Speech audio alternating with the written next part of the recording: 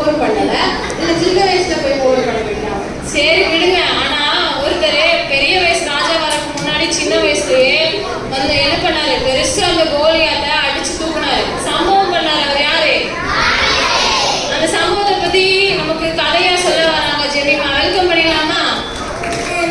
நான் இடத்துக்கு கூட்டு போக போறேன். எங்க நாங்க போறோம், பெத்தலகேமுக்கு போறோம். எங்க நாங்க போறோம், பெத்தலகேமுக்கு போறோம். நம்ம பெத்தலகேம்ல போயிட்டு யாரை பார்க்க போறோம்? தாவீது. இன்னைக்கு பார்க்குற ஸ்டோரி தாவீது கோலியா. பெத்தலகேம்னு ஊர்ல ஈசாயின் தாத்தா இருந்தார். அவருக்கு மொத்தம் 8 பிள்ளைங்க.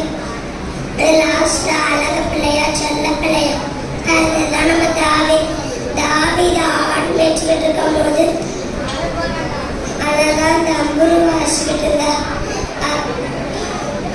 அப்போ சிங்கையும் கரடியும் வந்து தாவீதோட ஆட்டுக்குட்டியை எடுக்க பார்த்துச்சு.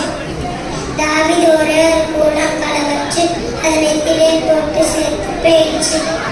இது பொல்லாத பெலிஸ்தியர் அப்பாவி இஸ்ரவேல் ஜனங்கள் கூட சண்டை போட வந்துட்டாங்க. அதுக்கு ஒரு தடவை இருந்தார். அவன் பேரு தான் கோலியாத்.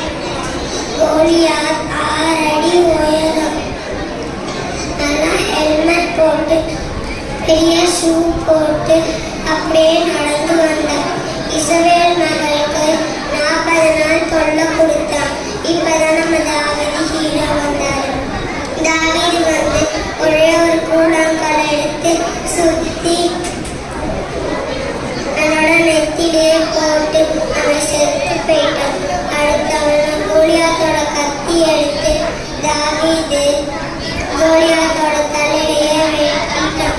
ஃப்ரெண்ட்ஸ், இதே மாதிரி நீங்க பயப்படவும் கூட ஏசப்பாங்க கூட இருக்கான். கூலா வந்தாரையா தாவீது, கூழாங்கலை வச்சு ஜெயிச்சாரு.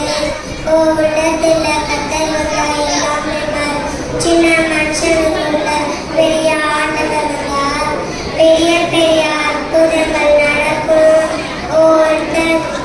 உள்ளத்துக்குள்ள தேவ வல்லமை வந்தார். உன்னை கொண்டு எல்லாம் நடக்கும்.